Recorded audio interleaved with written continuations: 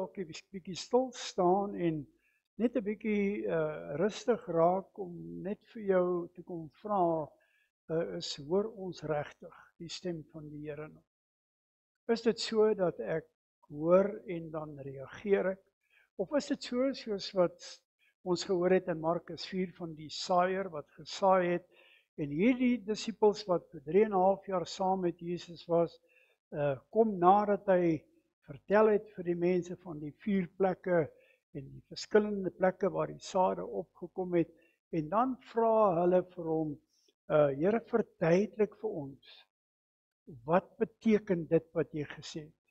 Nou, verstaan ons nie altyd die ding mooi nie, want ek meen, hulle was saam met Jesus vir 3,5 jaar, hulle was by saam met hom, en hulle het gehoor wat hy sê, en buitendien kom hulle nog steeds, en hulle sê, verduidelik vir ons. Vers 10 kom hy sê vir julle, is dit gegee om die verborgenheid van God te mag ken, maar vir hulle wat buite is, kom dit deur gelykenisse. En dan vers 11 en 12 kom hy sê, want hulle hoor en hulle hoor nie, en hulle sien nie. Nou, vandag se dae, as ek en jy 'n bietjie met onsself wil gaan redeneer baie keer, dan wil ek vir jou sê, ons hoor baie goed. Jy moet hoor, want jou gehoor is die sintuig wat nooit sterf nie. Nie voor jou hele liggaam sterf nie, die laaste sintuig in jou liggaam wat sterf is jou gehoor.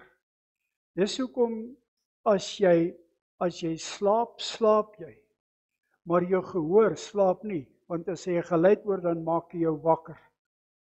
En dis hoekom hulle sê dat as iemand bewusteloos is of hulle is in die sterwingsproses, moet jy vir hulle bid en moet jy met hulle praat, want hulle hoor. Die gehoor sterf as die liggaam heeltemal sterf. En daarom kom die Amplified in Markus 4 vers 12, hy sê, en hy verduidelik dit, hy sê, want hulle hoor en hulle hoor nie, maar hoe hoor ek dan en ek hoor nie? Nou daar's 'n verskil, want hy kom en hy verduidelik, hy sê, they hear, but they don't listen. En dis die verskil. Daar's baie goed wat ek en jy hoor, maar ons luister nie. Want as jy luister, dan reageer jy. Hoor, reageer jy nie sommer nie. Jy hoor en dit kom en dit gaan verby. Maar as jy luister, dan reageer jy en dan begin jy doen. En dis die verskil. En daarom wil ek vir jou voorhou vanmôre Romeine 10 vers 17, wat dan sê, dit bou dan ook jou geloof. Hy sê, want geloof is uit die gehoor, en die gehoor is uit die woord van God. Geloof is uit die gehoor. So jy bou jou geloof ook deur te luister na dit wat mense sê, of wat jy lees, of wat jy hoor dalk, of wat jy ervaar. Hy sê, want die geloof is deur die gehoor, en die gehoor is uit die woord van God. En dis hoekom dit nodig is dat ons in die Bybel onsself sal moet beginne inleef. Dat dit nie, ek wil nie vir jou sê dit moet 'n tweede natuur wees nie. Dit moet 'n eerste natuur wees waarin jy jouself moet bevind as daar ewe skielik onverwags, onnatuurlik dalk iets vir jou in jou gedagte kom wat jy nie verstaan nie, dat jy kan seker maak jy het gehoor maar jy het geluister daarna. Nou, as ek 'n bietjie wil begin vanmôre, dan wil ek op 'n snaakse manier begin. Ek wil 'n storieetjie vertel. 'n Storie vertel van so 20, 25 jaar terug in ons vorige gemeente het ons op 'n maandag aand het ons 'n biduur gehad. En die biduurtjie se naam was Roepersfontein. Roepersfontein was 'n dinamiese plekkie en ek het Roepersfontein die biduurtjie saam in die gemeente gekry, so ek het dit nie begin nie. Maar daar was 2 ou oomies van diep in die 70 en dan het een van hulle 'n boek gehad. En dan sou jy hom sien by die dienste wat hy die pen het en dan skryf hy, Willie is siek, Sunny is nie hier nie, dit gaan nie goed met die finansies van ou Jan hulle nie. En dan sou hy al hierdie goedjies opgeskryf het soos hy dit gehoor het. Maar dit het nie net daar gebly nie. Op hierdie maandeaande wat ons dan bymekaar gekom het by Roepersfontein biduur, dan sou die ou oom die boek uitgehaal het en dan sou hy die boek oopgemaak het en dan sou hy begine lees het om te sê, vriende, broer, suster, ons moet bid vir Jan vir die en vir Willie vir sy rug en ons moet en sodat almal wat daar was bewus was van waarvoor ons moet bid. En dan het die ander ou oomie en hulle het beurte gemaak. Dan het hy hande 4 voete gaan staan tussen die mense. En dan het hierdie eerste oomie die boek gevat met die versoeke en dan het hy dit op sy rug neergesit. En dan het daai oomie hande 4 voete gestaan. Terwyl ons almal dan begin bid het daai ou oomie daai op sy hande 4 voete gestaan en hy het gebid tot die biduur klaar was om hy het gesê agternaam, want ek het nie verstaan hierdie goed in die begin nie. En toe het hy vir my gesê, weet jy wat is, dis ons probleem in die kerk, ons roep, maar ons hou nie aan roep nie. Ons klop, maar ons hou nie aan klop nie. Ek het my eie gedagte, ek het my eie idees, ek kom tot op 'n punt waar ek sê tot hier toe en dan gaan ek nie verder nie. En dan, hy sê, en dis juist dan wanneer die deurbraak kom. En ek het baie gewonder en ons het wonderlike tye saam gehad met hierdie oomies. En die trane het geloop.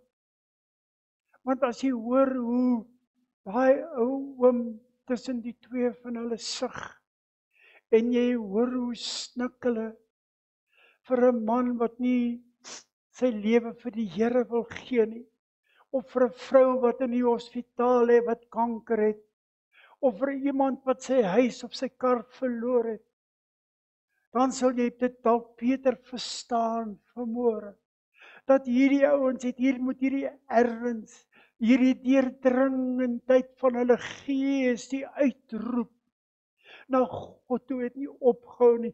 Daar was gewag, hulle het gewag vir 'n antwoord. Hulle wou gehad het die Here moet met hulle praat wat hy ook gedoen het. En as ek vanmôre dalk 'n bietjie met jou praat, hoor ek regtig.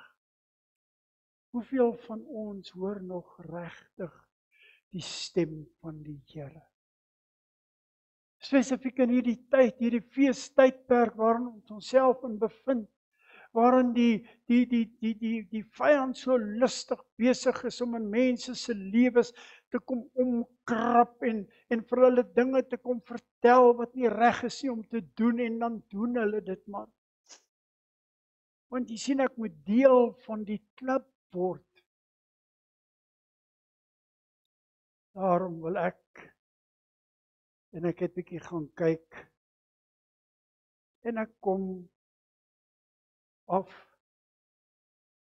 op Rigters 15 en ons skryf vir Samson, die sterk man. En dan gebeur 'n snaakse ding. Ons weet Samson was 'n Nasareër en sy hare mag nooit geskeer gewees het nie. En hy mag nooit sterk drank gedrink het nie, die Nasareërs. En hy bevind homself in 'n geveg waarin hy homself moet verdedig met 'n esel, 'n skakebeen en hy slaan 1000 Filistyne. Slaan hy dood. Die Bybel praat van 1 maal of 2 maal. Nou ek is nie seker van daai tweede maal of 'n 2000 was nie, want die Bybel sê nie dit nie. Hy sê, maar hy slaan hierdie mense dood. En toe hy dit klaar gedoen het, toe het hy dors geword. En hy roep na die Here toe en hy sê, ek het dors, wil jy dan hê, nadat ek dit vir u gedoen het, dat ek nou moet sterf?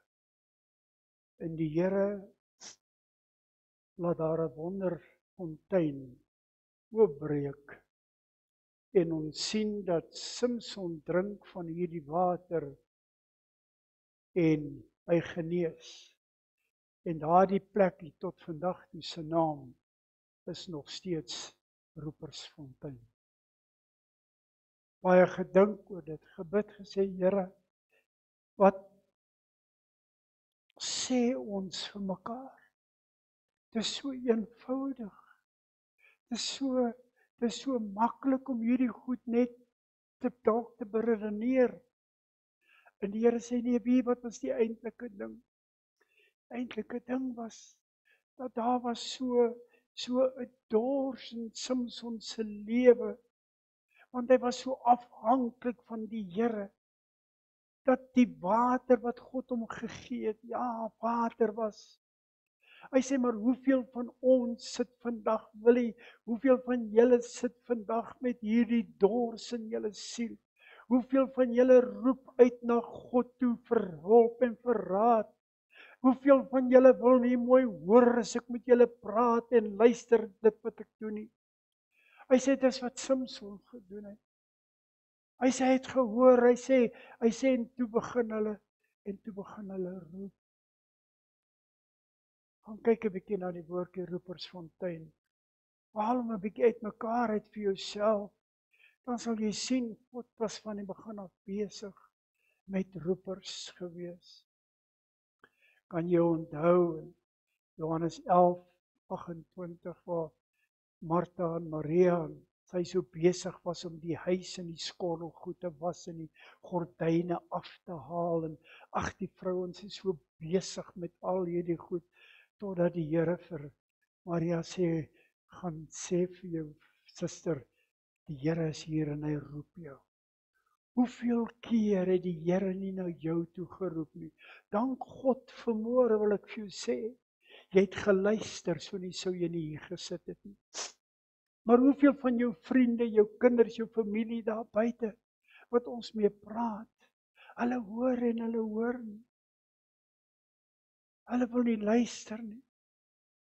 Terwyl die stem van die Here, elke oomblik van die dag en die nag, is hy daar. Stel jou maar net self in 'n bietjie. Begin net met jouself praat oor hierdie Roepersfontein.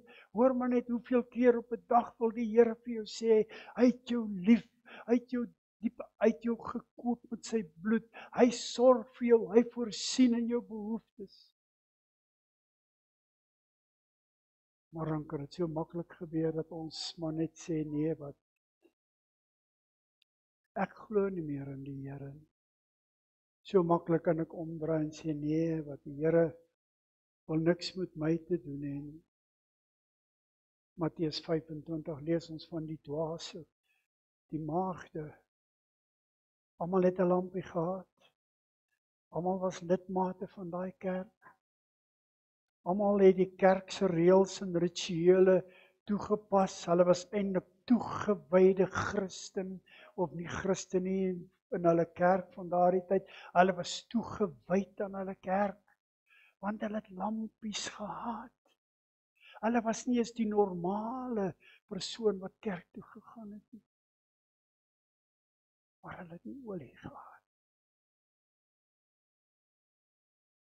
En toe, Matteus 25 vers 6 kom die woord en hy sê, en middernag was daar 'n geroep. Daar kom die bruidegom. Vriende, hoeveel van ek en jy, en ons is van die gelukkiges, sien uit na die koms van die bruidegom. Ek sien uit daarna. Ek bid Maranatha. Jesus, kom weer. Die wêreld met sy sorges, sy laste, Dit maak nie saak of jy ryk is en of jy arm is en of jy waar jy jou begeef nie. Dit het nie meer maklik geword vir jou en vir my nie. Glad nie meer nie. Waarom is dit so, as ons in hierdie tyd is, in hierdie feestydperk, en ons net vir mekaar kan kom sê, kom ons beweeg 'n bietjie nader na die Here toe. Kom kry my net self op 'n plek waar ek luister as die Here met my praat, want hy praat met jou. Die Here praat elke dag met jou. Markus 1:3, weet ons in al die plekke, en hy begin in Jesaja hierdie woord uitspreek, as hy sê, en daar was 'n stem in die woestyn. 'n Stem in die woestyn wat geroep het. Hoeveel mense was nie in die woestyn, sit nog steeds in die woestyn vandag. Ek en jy kom uit die woestyn uit. Die Israeliete kom uit die woestyn uit. Maar daar was 'n geroep gewees. Daar was 'n geroep. Daar was iets in jou binneste. 'n roeper. 'n roepersfontein wat uitgeroep het na die Here toe. En die Here het jou gehoor. Ons kan kom vanmôre met baie vrae, ons kan kom met baie antwoorde, kan kom met baie stories. Maar een storie staan soos 'n paal bo water. En dit is dat roepersfontein moet weer lewendig gemaak word. Nie waar nie in ons gemeentes. Ons spreek vir verkeerde mense. Ons moet die mense daar buite met ons kry. Hoe gaan ons hulle kry? Ons moet hulle kry deur dit wat die mens ons vir hulle daar buite gaan sê. 2 Timoteus 4:3 sê, daar sal 'n tyd wees wanneer hulle die gesonde leer nie sal verdra nie, omdat hulle in hulle gehoor gestreel wil wees. En dis nou. Mense luister nie meer nie. Mense wil nie meer die waarheid hoor nie. Het jy geweet dat daar sit mense by my wat met my stry oor die woord, en as ek vir hulle wys in die woord, wat sê die woord nie, wat sê wil hy nie, dan stem hulle nog steeds nie saam nie. As jy dan bereid is om met jou pastoor of jou predikant in God se woord te gaan stry, dan kort ons baie gebed, en daarom is dit so. Die roepersfontein in ek en jy se lewens moet weer wakker gemaak word. En ek dink baie aan hierdie biduurtjie wat ons gehad het van daai ou roepersfontein.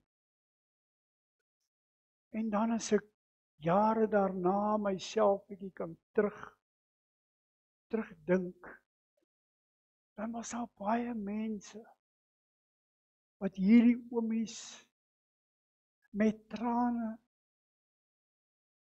in hulle oë gebid het voor wat teruggekom het na die Here toe.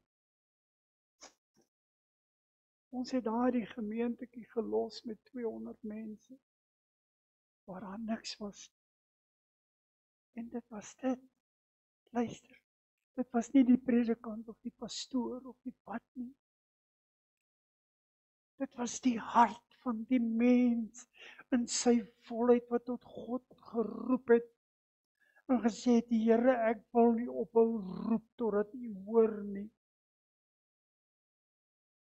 Jesus roep uit, waarom het U my verlaat? Met 'n geroep. Jesaja 6:4 sê, hy sê die drempelpos het gebewe van die geluid van die roepers en die hele huis het vol rook geword. Jy's op 'n heilige plek. Jy's op 'n plek waar jy jouself nie baie keer in kan verklaar, wat maak ek hier, wat soek ek hier nie, maar in daardie stadium is jy so in die teenwoordigheid van God, deur die Heilige Gees, dat dit net jy en hy is wat in 'n gesprek is. En dis dan wanneer die onmoontlike gebeur, wanneer God begin antwoord en hy begin gemeentes herstel en hy begin mense se lewens herstel en hy begin genees en hy begin skenk uit die volheid van homself uit.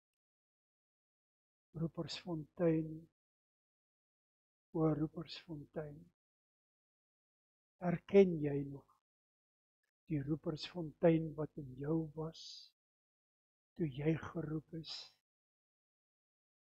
toe jy tot bekering gekom het?